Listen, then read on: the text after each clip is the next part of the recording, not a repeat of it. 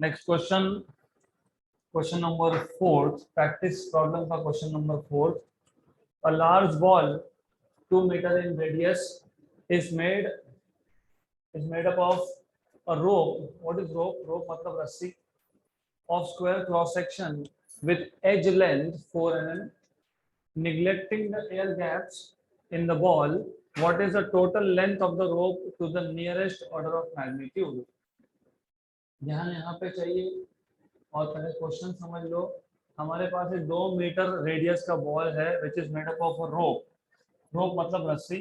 तो basically best example अगर आपको चाहिए इसका, तो हमारे घर में ही इफ यू सी जो सिलाई करते हैं, सिलाई को आई don't know what it is called, I think it's something not stitching, basically क्या बोलते हैं उसको, embroidery work, something like that, है ना। उनके पास डोरी होती है, यूज हो गया, उस डोरी का यूज हो गया, उसके बाद उसको वो एक बॉल के शेप में वाइंड करके रख देते हैं। तो जो भी है, you take a wire, you wind it up and make it like a ball. तो रस्सी का ऐसा फोल्डिंग करना है कि वो बॉल बन जाएगा विदाउट एयर गैप्स। तो वैसा ही क्वेश्चन है, हमारे पास एक 2 मीटर रेडियस का बॉल है which is made up of a रोप।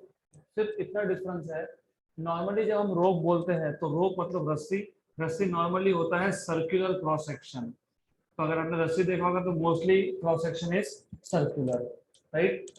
हमारे इस एग्जाम्पल में हमको बोला है जो रस्सी है it is made up of square cross section. तो if you read the question properly, यहाँ पे बोला है large ball 2 metre is made up of a rope of square cross section. तो जो रस्सी है it is of square cross section. How it will look like, तो रस्सी दिखेगा कैसे, you just need to imagine, थोड़ा सा इमेजिनेशन रखना पड़ेगा, you will have to imagine, क्योंकि इमेजिनेशन नहीं होगा तो क्वेश्चन सॉल्व नहीं होगा। It's very simple thing. ये हो गया cross section. Normally cross section कैसे होता है, सर्क्यूलर। नॉर्मली वायर का क्रॉस सेक्शन होता है circular. Then you have a rope, ऐसा एक रस्सी था जिसका स्क्वायर क्रॉस सेक्शन था। इस स्क्वायर क्रॉस सेक्शन के रस्सी से हमने क्या बना लिया, एक बॉल। यहाँ तक क्लियर, राइट। घर पे भी ट्राई कर सकते हो। Take a wire, fold it and make a ball from it without living any air gaps. Logically जितना इस बॉल का वॉल्यूम होगा उतना ही वॉल्यूम किसका होना चाहिए, रोप का, राइट। क्योंकि मटेरियल कांस्टेंट है, अमाउंट ऑफ सब्सटेंस कांस्टेंट है। Volume of rope is equal to volume of the ball. इसका लेंथ L है, इसका साइड अगर मैं A मानता हूं, इसका ये जो स्क्वायर फेस है इसका एरिया आएगा A। What is volume of a rope, area into length, correct. Area, area क्या आएगा, A स्क्वायर, क्योंकि स्क्वायर क्रॉस सेक्शन, तो what is area, side into side, side square. What is volume of this ball, इसका radius कितना बोला है आपको, let us से कैपिटल R, राइट, 2 मीटर, उसको कैपिटल R बोल दिया। What is volume of a ball, ball का वॉल्यूम पाई आर स्क्वायर, ये सर्कल का एरिया होता है। मैंने पूछा बॉल का वॉल्यूम।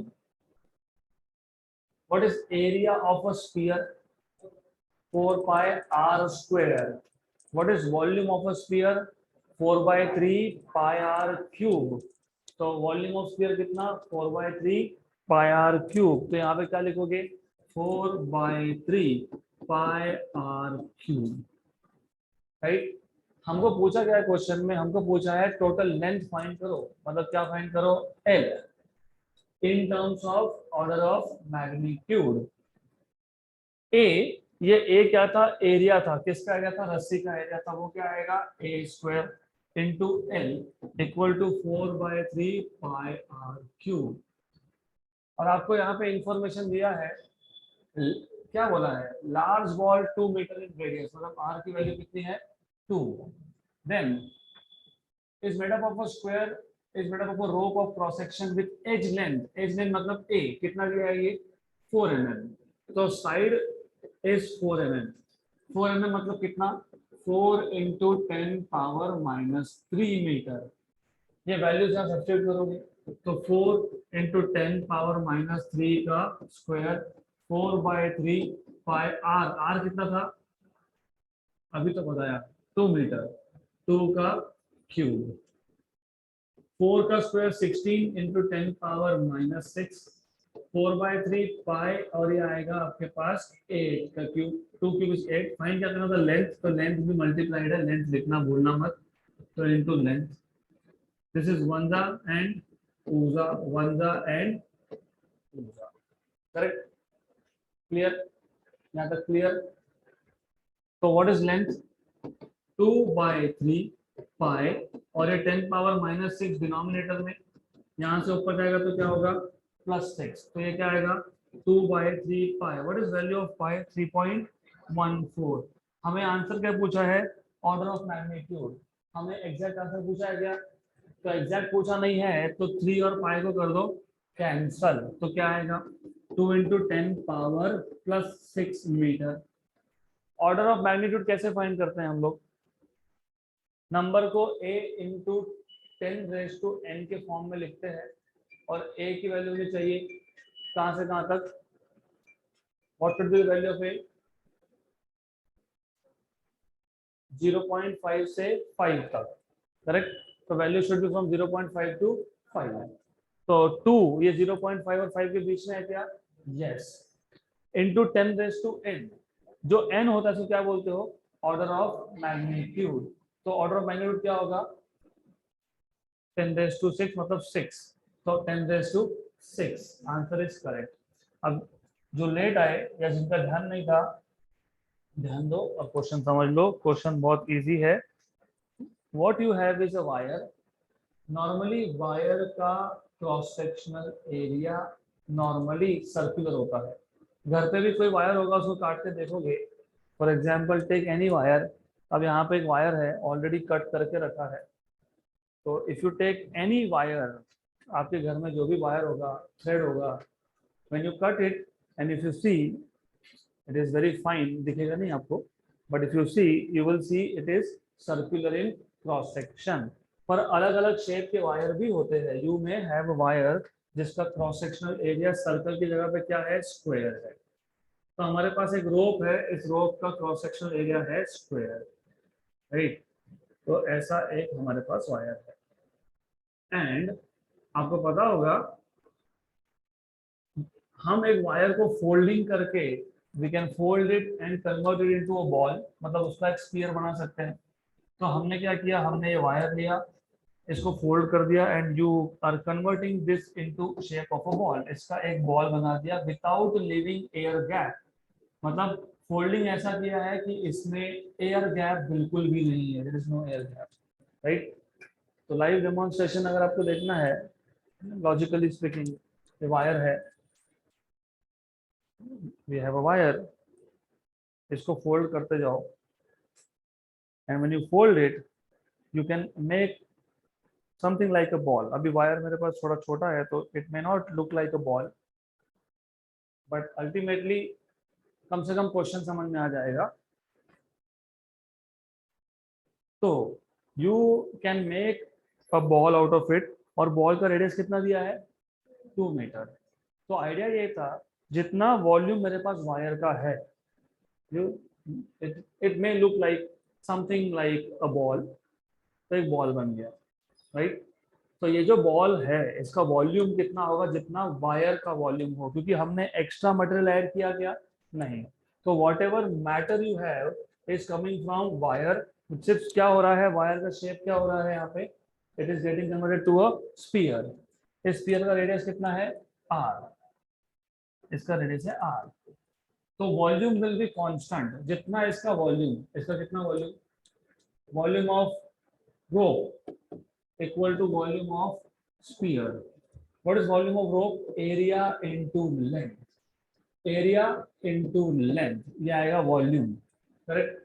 और स्पीयर का कितना volume, 4/3 pi are cube.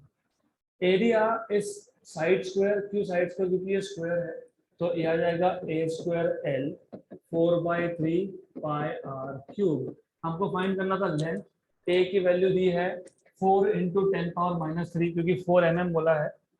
Length, as length मतलब जो स्क्वायर है उसका साइड है 4 mm, 4 mm मतलब 4 इंटू 10⁻³ इसका square into length is l 4/3 pi r cube.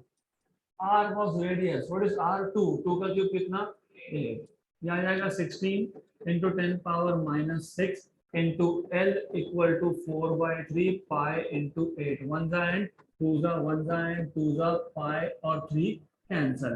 तो l आ गया 2 इंटू 10⁻+6, क्योंकि ये वहां जाके माइनस होगा फिर ऊपर जाएगा तो कितना होगा प्लस। हमको वैसे ही पूछा है नियरेस्ट ऑर्डर ऑफ मैग्नीट्यूड के टर्म्स में। क्वेश्चन में बोला था total length of the rope to the nearest order of magnitude, मतलब सिर्फ 10 का पावर लिखो तो 10⁻6। Done, this is how you are supposed to solve this question. Okay, so before we go ahead to next question, if you remember मैंने कल एक homework दिया था आपको, सिग्निफिकेंट फिगर्स का एडिशन, राइट? उसमें कितने सिग्निफिकेंट फिगर होते हैं? तो did you check how many, मतलब लेस नंबर, राइट? तो वो एज अ रूल याद रखना। थोड़ा सा नोट्स में, मतलब मैंने नहीं, बाकी बुक्स में, जनरल बुक्स में थोड़ा सा वो अलग तरीके से बताया है। फॉर एग्जाम्पल, अगर आप दो नंबर को ऐड कर रहे हो 2.101 लेट अस से, इसमें कितना सिग्निफिकेंट फिगर है 4, और एक नंबर है लेट अस से 2.20, राइट, या फिर 2.02, इसमें कितने हैं? अब बुक में बोला ऐसा है कि डेसिमल के बाद के नंबर्स जो है सिर्फ उसके सिग्निफिकेंट नंबर्स देखो, मतलब 2.2 और 2 तो ऐड होगा ही, मतलब 4 तो आएगा ही। ऐसा बोला है, look at the significant figures to the right of decimal, right? तो इन दोनों में से पहले नंबर में कितने? 3, टोटल 4 है, लेकिन to the right of decimal 3 है, और यहाँ पे कितने? 2। तो जब एडिशन करोगे, राइट, तो स्टॉप एट 2, स्टॉप एट 2 मतलब स्टॉप एट लेस नंबर, मतलब ये लेना नहीं। बात वही है, अगर एक में 4 सिग्निफिकेंट है, दूसरे में 3 है, तो एडिशन में कितने आएंगे? 3 आएंगे। सिर्फ बुक में बोलने का तरीका अलग होता है, that is why I told you to check, right? तो लेस नंबर ही लेते हैं, सिर्फ the way they are telling you is little complicated. तो एडिशन करो, कम नंबर ऑफ सिग्निफिकेंट फिगर्स जितने जिसमें हो उतने लेना है। Done. Next question, nuclear radius. Nuclear radius मतलब रेडियस ऑफ न्यूक्लियस। आपको पता है what is size of an atom? Atom का साइज कितना होता है? 10⁻⁻10 मीटर। न्यूक्लियस का कितना होता है? रफली रफली 10⁻⁻15। तो न्यूक्लियस का डायामीटर और न्यूक्लियस का रेडियस ये 10⁻⁻15 मीटर के आसपास आता है, ये पता होना चाहिए। तो आंसर पता होना ही चाहिए, -15 आएगा।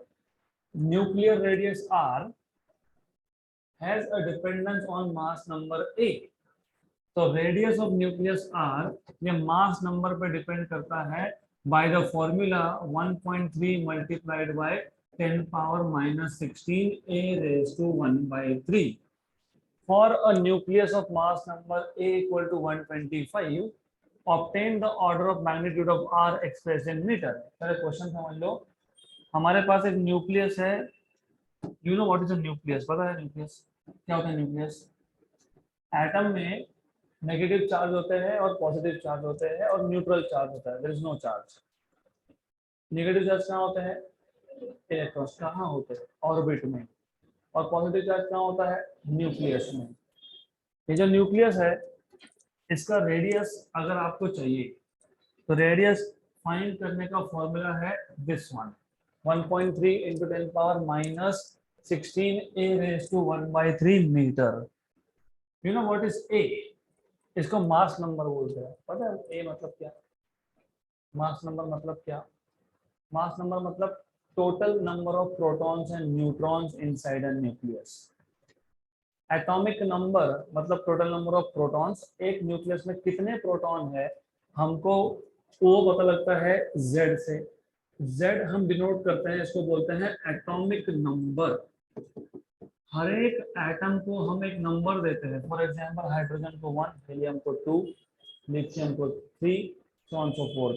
ये जो नंबर है इसको बोलते हैं एटॉमिक नंबर, और वो बताता है कि न्यूक्लियस में कितने प्रोटॉन है। हाइड्रोजन में कितने हैं 1, हीलियम में कितने हैं 2, लिथियम में कितने हैं 3। करेक्ट। तो atomic number will tell you how many number of protons. अब न्यूक्लियस के अंदर सिर्फ प्रोटॉन तो होते नहीं, प्रोटॉन भी होता है और न्यूट्रॉन भी होता है। तो total number of proton and neutron inside a nucleus is called as mass number। क्योंकि आपको पता होगा इलेक्ट्रॉन का मास 10 पावर माइनस 31 में आता है, और प्रोटॉन और न्यूट्रॉन का 10 पावर माइनस 27। मतलब प्रोटॉन का मास ज्यादा है कंपेयर टू इलेक्ट्रॉन। इलेक्ट्रॉन का 10 पावर माइनस 31 है, ये 10 पावर माइनस 27 है। रफली स्पीकिंग प्रोटॉन का मास इलेक्ट्रॉन के मास के कंपैरिजन में 1800 टाइम्स ज्यादा है, 1800 गुना ज्यादा है। मतलब 1 किलो तो ये 1800 किलो, 1800 टाइम्स ज्यादा है। ये पता होना चाहिए। गुड। तो इसका मतलब मैक्सिमम मास एटम को कहां से मिलेगा? तो सोचो, एटम में क्या क्या है? न्यूक्लियस। न्यूक्लियस में क्या है? Protons and neutrons. सराउंडिंग में क्या है? इलेक्ट्रॉन्स। इलेक्ट्रॉन का मास क्या है? कम। मास ज्यादा किसका है? प्रोटॉन्स एंड न्यूट्रॉन्स का। तो मैक्सिमम मास एटम का कहां से आ रहा है? प्रोटॉन्स एंड न्यूट्रॉन्स से। वो कहाँ पे होते हैं? न्यूक्लियस में। तो इसके लिए टोटल नंबर ऑफ प्रोटॉन्स और न्यूट्रॉन्स को क्या बोलते हैं? Mass number. क्योंकि एटम का मास कौन डिसाइड कर रहा है? Protons and neutrons. Correct. Electron का मास निग्लिजिबल है। तो थोड़ा आइडिया समझते जाओ। एटॉमिक नंबर मतलब इस एटम में कितने प्रोटॉन्स थे। नंबर ऑफ प्रोटॉन चेंज हुआ तो एटम चेंज, एलिमेंट चेंज हो गया। मैंने बोल दिया 2 प्रोटॉन मतलब कौन सा एलिमेंट? हीलियम। मैंने बोला 1 प्रोटॉन तो कौन सा? हाइड्रोजन। 3 और मास नंबर हमको बताता है कि किसी भी एटम का मास कितना। तो मैंने अभी बता दिया, एटम के पास था इलेक्ट्रॉन, न्यूट्रॉन और प्रोटॉन। इलेक्ट्रॉन का मास तो बहुत कम है, तो मास कौन डिसाइड कर रहा है? Protons and neutrons. तो मास नंबर मतलब total number of protons and neutrons. इसको डिनोट करते हैं हम लोग ए से। अब जो क्वेश्चन में हमको फॉर्मूला दिया था वहां पे ए की वैल्यू थी 125, लिखा है ना 125। यस। तो इससे आपको क्या समझा? उस न्यूक्लियस में total number of protons and neutrons कितने? 125। अब एक चीज और समझ लो, ये जैसे ये एक न्यूक्लियस है, इसमें प्रोटॉन्स भी होंगे। ये जो रेड डॉट्स है दीज आर प्रोटॉन्स। इसमें न्यूट्रॉन्स भी होंगे, ये आर न्यूट्रॉन्स। करेक्ट। राइट। जैसे आप, मैं, हम सब इस सिटी में रहते हैं ना। All of us are called as जुड़ेकर। पुणे में रहने वाले पुणेकर। राइट। न्यूक्लियस में रहने वाले न्यूक्लियन कर तो नहीं बोल सकते, न्यूक्लियर नहीं, इसको बोलते हैं न्यूक्लियॉन्स। तो protons and neutrons together are called as nucleons. तो ए मतलब बताता है न्यूक्लियॉन नंबर, मतलब total number of protons and neutrons. Right. तो अगली बार से वर्ड आया ना न्यूक्लियॉन, तो समझ जाना न्यूक्लियॉन मतलब क्या? प्रोटॉन या न्यूट्रॉन। और न्यूक्लियॉन्स मतलब total number of proton and neutron. Good. तो ए क्या बताता है आपको? Total number of protons and neutrons मतलब नंबर ऑफ न्यूक्लियॉन्स। करेक्ट। तो अब हमको R की वैल्यू फाइंड करनी थी, तो फॉर्मूला था 1.3 इंटू 10 पावर माइनस 16। ए की वैल्यू थी 125 रेज टू 1/3 मीटर, है ना। ए रेज टू 1/3। ए की वैल्यू कितनी है? 125। 125 का क्यूब रूट कितना? कितना? 5। 5। ये 5 आ गया। 1.3 into 10 power minus 16 into 5। What is 13 5 जा 65। तो कितना है? 6.5 इंटू 10 पावर माइनस 16। लेकिन ये नंबर 0 और 5 के बीच में आना चाहिए। ये कितना है 6.5, चलेगा क्या? नहीं। तो क्या करेंगे 0.65, तो मल्टीप्लाई बाय 10 भी तो करना पड़ेगा, क्योंकि 0.65 into 10 is 6.5 into 10 power minus 16। तो ये कितना आएगा 0.65 इंटू 10 पावर माइनस 15। तो what is order of magnitude -15। Done है ना, आंसर में -15 लिखा है। अगला question. Now we are already done with all the questions from your text book. थोड़ा सा एक्स्ट्रा क्वेश्चंस भी देखेंगे। तो एक्स्ट्रा क्वेश्चन में रैंडमली कुछ क्वेश्चन लिए मैंने। A physical quantity x is related to 4 measurable quantities a, b, c and d as follows. So x is equal to a raised to 2, b raised to 3, c raised to 5 upon d raised to -2 बोला है। Upon D raise to -2 मतलब वापस से ऊपर जाएगा, क्या हो जाएगा डी रेज टू +2। वैसे कोई फर्क नहीं पड़ता, एज आई टोल्ड यू, ये डी रेज टू 2 डिनोमिनेटर में हो या न्यूमरेटर में हो डजंट मैटर, क्योंकि एरर एनालिसिस में हमेशा हम क्या लेते हैं प्लस। आगे बोला है percentage error in the measurement of A B C and D are 1%, 2%, 2% and 4%। What is the percentage error in the quantity x? तो अब अगर परसेंटेज एरर निकालना है तो delta x by x multiplied by 100 equal to, तो can you tell me formula? Power को क्या करते हो मल्टीप्लाई, 2 मल्टीप्लाइड बाय 200, ठीक है, प्लस 3 इंटू आगे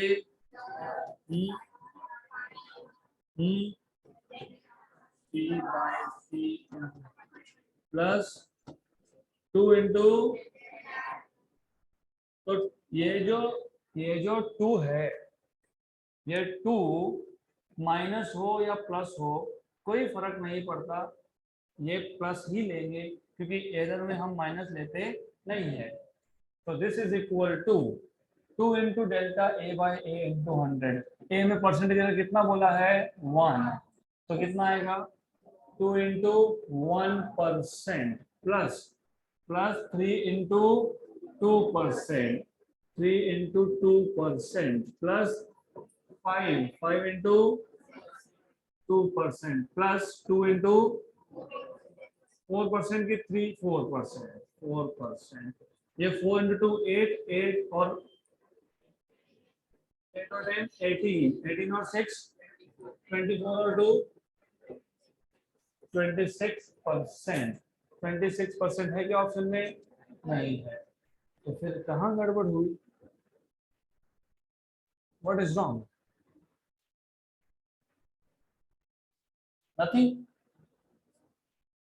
nothing wrong. 2 into 1 is 2, okay, plus 3 into 2 is 6. What is 2 plus 6? अरे ये 2 है, ये 6 है, ये 8 और 10 कितना 18 और 8 कितना 26। तो 26 तो आना चाहिए ना, है क्या? नहीं है। तो फिर what is wrong? Something is wrong. हाँ, कोई फर्क नहीं पड़ता, डी रेज टू -2 हो डी रेज टू +2 हो, ये हमेशा +2 ही होता है। तो क्या गलत है फिर? तो what I want is be confident. तुमने कहीं गलती की क्या पहले वो देख लो। 2 इंटू 1 2 ही होगा, 3 into 2 6, 2 and 6 is 8, 5 into 2 10, 8 and 10 18, then 2 and 4 is 8, 18 plus 8 26। हमारी गलती नहीं है, मतलब या तो क्वेश्चन गलत है या ऑप्शंस गलत है, दोनों में से एक गलती है। अब वो क्वेश्चन गलत है या ऑप्शन गलत है वो हम लोग देखेंगे, राइट? गुड। तो यस क्वेश्चन गलत है। क्वेश्चन में ऐसा होना चाहिए, ये जो है प्रिंटिंग मिस्टेक है यहाँ पे, तो इट इज एक्चुअली ये 5/2 है, अब देखो अगर ये 5/2 है तो यहाँ पे आप लिखोगे 5/2 इंटू d⁻², मतलब ये जो सिर्फ इन्होंने अपॉन d⁻² लिखा था वो वैसा नहीं था, वो था इंटू d⁻²। मतलब बेसिकली यहाँ पे ये करेक्ट करना पड़ेगा। तो यहाँ पे ये करेक्ट कैसे करोगे, let us correct it first. तो इसको हम करेक्शन करके लिखेंगे और फिर आंसर करेक्ट आएगा, देन नो इश्यूज। तो यहाँ पे हम इसको लिखने वाले हैं 5/2 इंटू d⁻²। अब ऐसा है, अगर ऐसा है तो यहाँ पे आ जाएगा 5/2। जहाँ 5 था वहां पे क्या आएगा 5/2, वहां पे 5/2 तो यहाँ पे क्या 5/2, 2 और 2 कैंसर, 2 और 6, 8 और 5, 13 और 8, 21। तो 21 बराबर माइनस नहीं होगा, माइनस होगा ही नहीं वो। 8, 8 और 5 13, 13 और 6 19, 19 और 2 21, 21 ऑप्शन नंबर सी डन। तो जैसे मैंने आपको पहले कुछ नंबर्स बताए थे जो फ्रीक्वेंटली अलग अलग क्वेश्चन में आते हैं, 2:1, 2:2, 2:3, 2:4, 2:9, 512, 2:10, 1024, 2:11, 2048, 1/π। वैसे ही यू मस्ट रिमेंबर 21% बहुत काम की चीज है। आपके पास आने वाले 2 साल में बहुत सारे क्वेश्चन होंगे जिसमें बोला होगा, एग्जाम्पल बता रहा हूँ, एक फिजिकल क्वांटिटी जैसे लेंथ, इनिशियल लेंथ था L1, अब लेंथ 21% से बढ़ गया, तो L2 is equal to L1 plus 21% of L1। आप जब बोलते हो बढ़ गया तो इनिशियल से कंपेयर करते हो। इफ आई से माई वेल्थ हैज इंक्रीज बाय 21% और मेरा वेल्थ था 100 रुपीज, तो अभी कितना हो गया 121। 21% किसका, इनिशियल वैल्यू का। तो L1 plus 21% of L1। What is 21%, 21 by 100।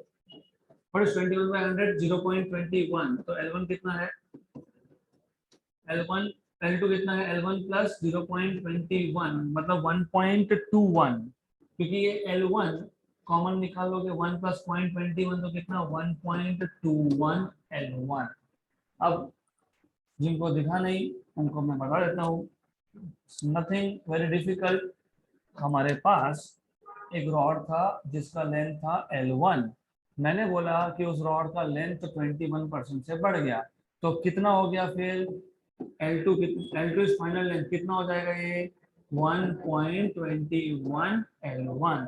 अब इसका इतना इंपॉर्टेंस क्यों है, क्योंकि बहुत जगह पे आपको दिखेगा, जैसे टाइम पीरियड का फॉर्मूला अगर याद होगा, है क्या, time period was under root of L by G। तो टाइम पीरियड ये प्रोपोर्शनल था रूट ऑफ लेंथ को। अब क्वेश्चन ऐसा आता है, सिंपल पेंडुलम का लेंथ 21% से बढ़ गया, तो टाइम पीरियड में क्या चेंज होगा। पहली बात तो ये समझना है टाइम पीरियड इंक्रीज होगा कि टाइम पीरियड डिक्रीज होगा। Time period is proportional to under root of length, directly proportional है। इनवर्सली होता तो अलग बात थी, डायरेक्टली प्रोपोर्शनल है, मतलब लेंथ बढ़ेगा तो टाइम पीरियड भी बढ़ेगा।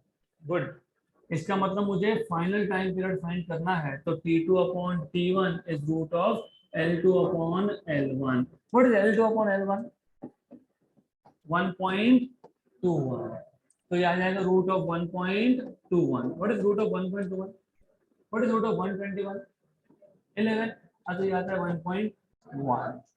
तो टाइम पीरियड T2/T1 कितना 1.1, मतलब T2 कितना 1.1 T1, मतलब T2 कितना, T2 कैसे लिखोगे, कैसे लिखोगे, T2 कितना आया आपके पास, कितना आया T2 कितना आया, फटाफट बताओ, हाउ मच 1.1, मतलब 1 प्लस 0.1, मतलब T1 प्लस 0.1, मतलब T1 plus 10% of T1, right. तो 21% मतलब 0.21, तो 10% मतलब 0.1। तो सिंपल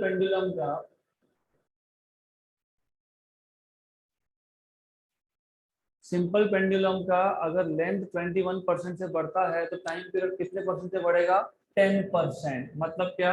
अगर पहले 2 सेकंड था, मतलब एक चक्कर के लिए 2 सेकंड, तो अभी कितना? What is 10% of 2 second? 0.2। तो कितना? 2.2 सेकेंड। करेक्ट। अब आ जाओ अगले क्वेश्चन पे। This question is strictly for your practice. In CGS system of units, the magnitude of force is 100 dynes. In another system where fundamental physical quantities are kilogram, meter and minute, the magnitude of the force is। हमारे पास एक force है जिसकी value कितनी है? 100 dine. CGS system में एक नया system है जिसमें हम फंडामेंटल मास का किलोग्राम मानेंगे,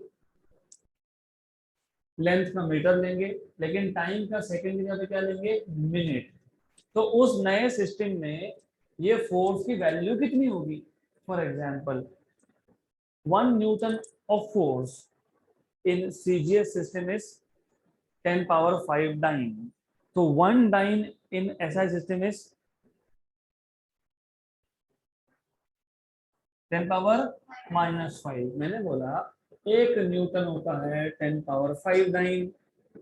तो एक डाइन कितना होगा? -5। Very good. अब इन्होंने क्या पूछा है? हमारे पास फोर्स है 100 डाइन का सीजीएस में। एक दूसरा सिस्टम ऑफ यूनिट है जिसमें हम मास को लेते हैं किलोग्राम में, लेंथ को लेते हैं मीटर में, और टाइम को सेकेंड की जगह पे मिनट में। तो उस नए सिस्टम में फोर्स की वैल्यू क्या होगी? मतलब कन्वर्जन फैक्टर पूछा है, एक्स पूछा है।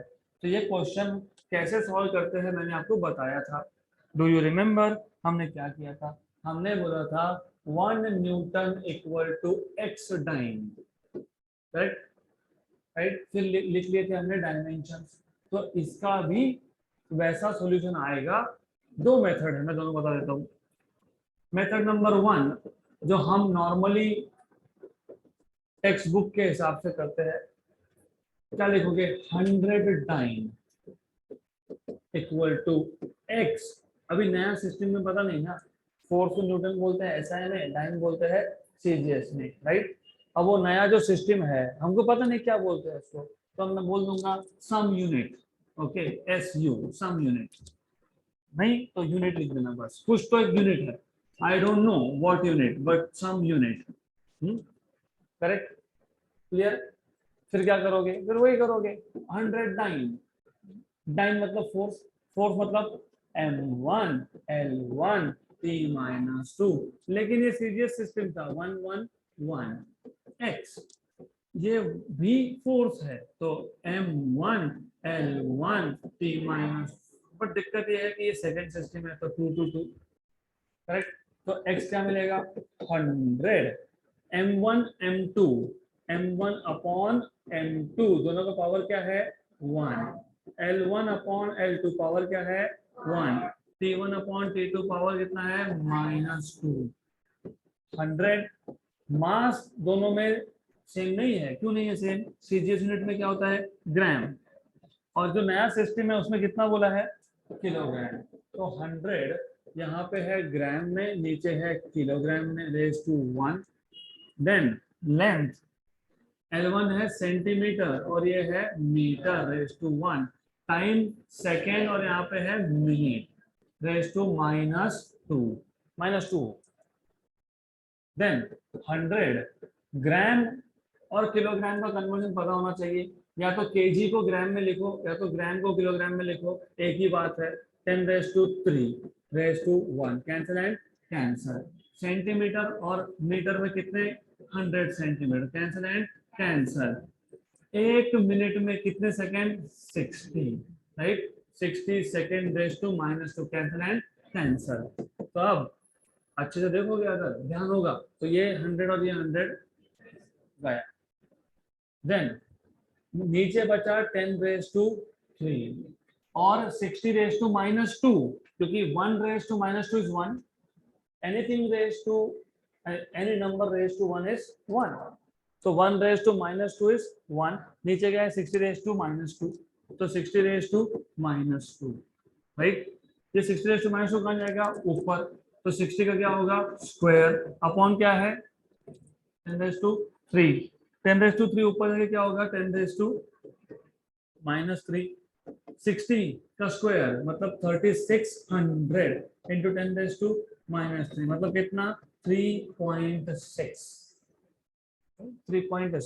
Option number C correct. Then अब आगे, अब इससे आगे भी समझ लो, ये है नॉर्मल मेथड, राइट। अब अगर कॉम्पिटिटिव एग्जाम में आपको सॉल्व करना है तो उसमें दो मेथड और है, मैं उसमें से एक बता देता हूं। कभी भी याद रखना, हमने जब ये चैप्टर स्टार्ट किया था तब सबसे पहले डिफाइन किया था कि फिजिकल क्वांटिटी क्या होता है। क्या होता है physical quantity? Anything that you can measure is a physical quantity. फिर मैंने बोला था कि फिजिकल क्वांटिटी को रिप्रेजेंट करने के लिए हमेशा एक नंबर और उसके साथ यूनिट क्या था स्टैंडर्ड ऑफ मेजरमेंट, जैसे 2 किलोग्राम, 5 सेकेंड, 10 मीटर, राइट। तो नंबर मतलब n, यूनिट मतलब u, तो product of number and unit is always a constant, ये याद रखना। ये दूसरा मेथड है, ये आप लोग सीईटी जेईई नीट में यूज करोगे। Product of number and unit is constant. अब जब दो चीजों का प्रोडक्ट कांस्टेंट होता है तो क्या लिखते हो n1 u1 equal to n2 u2 equal to n3 u3 equal to, जब तक आपकी मर्जी है लिखते रहो। हमारे पास तो दो ही सिस्टम है ना, एक सीजीएस है, एक में किलोग्राम, मीटर और मिनट है, तो तीसरे सिस्टम पे जाने की जरूरत नहीं है, तो दो तो रखो, बराबर, करेक्ट। अब क्वेश्चन क्या था? क्वेश्चन ये था कि एक सिस्टम में अगर 100 वैल्यू है तो दूसरे सिस्टम में कितनी वैल्यू है। घुमा फिरा के तो क्वेश्चन वही था कि सीजीएस सिस्टम में मैं जिसको 100 टाइम बोल रहा हूँ उसको नए सिस्टम में कितना बोलोगे। जैसे 1 न्यूटन को सीजीएस में कितना बोलोगे 10⁵, एक जूल को सीजीएस में कितना बोलोगे 10⁷, एक मीटर को सीजीएस में कितना बोलोगे 10⁵, करेक्ट। एक किलोमीटर को सीजीएस में कितना बोलोगे, फंस गए, किलोमीटर बोला मैंने, एक मीटर को नहीं, एक किलोमीटर। एक मीटर सीजीएस में कितना है 100, तो एक किलोमीटर सेंटीमीटर में कितना होगा 10⁵, करेक्ट। तो नंबर ही पूछा है, इन्होंने पूछा है कि इसको मैं अगर 100 बोलता हूँ, यूनिट क्या है इसका, क्या यूनिट, डाइन मतलब फोर्स मतलब मास इनटू एक्सेलरेशन, मास मतलब ग्राम इनटू एक्सेलरेशन मतलब सेंटीमीटर पर सेकंड स्क्वायर। आ गया ध्यान में? तो हमने क्या किया, वो डायमेंशन नहीं लिखे हमने डायरेक्टली क्या लिख दिया यूनिट। मैंने इसके लिए एक टेबल बना के दिया था, मैंने बोला भी था कि किलोग्राम मीटर पर सेकंड स्क्वायर को बोलते हो न्यूटन, तो फिर ग्राम सेंटीमीटर पर सेकंड स्क्वायर को क्या बोलोगे डाइन। तो डाइन की जगह पे क्या लिखेंगे हम लोग, ग्राम सेंटीमीटर पर सेकंड स्क्वायर। n2 फाइंड करना है, u2। अब इनका जो नया सिस्टम था, मास किसमें था किलोग्राम, डिस्टेंस किसमें था मीटर, टाइम किसमें था मिनट स्क्वायर। तो हमने क्या किया, राइट हैंड साइड पे लेफ्ट हैंड साइड पे n1 की वैल्यू लिख ली 100, u1 लिख लिया यूनिट, और लेफ्ट राइट हैंड साइड पे n2 फाइंड करना है, तो n2 और यूनिट था किलोग्राम मीटर पर मिनट का स्क्वायर। यहाँ तक क्लियर है? Is this clear? अब शॉर्टकट कैसे बनते हो सीख लो अभी से। 100 gram centimetre upon second square n2, एक किलोग्राम में कितने ग्राम 1000, एक मीटर में कितने सेंटीमीटर 100, एक मिनट में कितने सेकेंड 60। अब बोलोगे सेकेंड स्क्वायर कहां से आया, अरे मिनट का स्क्वायर है, तो मिनट में 60 सेकेंड का स्क्वायर आएगा, 60 का स्क्वायर भी आएगा और सेकेंड का भी स्क्वायर आएगा, तो वैसे आता है ये। अब सबसे पहले गया गया गया ये भी और ये भी। गुड। ये 100 और ये 100 भी क्या आ गया, ये 1 बच गया यहाँ पे। 1 इक्वल टू क्या है, n2 इंटू 10⁻³ अपॉन क्या है 60 का स्क्वायर, मतलब कितना 3600। अब ये 1000 है, 1000 में कितने जीरो होते हैं, 3, मतलब 1 2 3, ये 2 गए। ये n का स्क्वायर नहीं था, तो n का स्क्वायर बन जाएगा, n2 है ये, n2 है, तो n2 कितना आ गया 36/10, 36/10 मतलब कितना, तो फिर आंसर तो वही आया। फिर ये मेथड भी अभी आपको पता लग गई, क्लियर, राइट। तो n1 u1 equal to n2 u2 कब यूज करोगे, जब एक सिस्टम से दूसरे सिस्टम में कन्वर्जन करना है तब।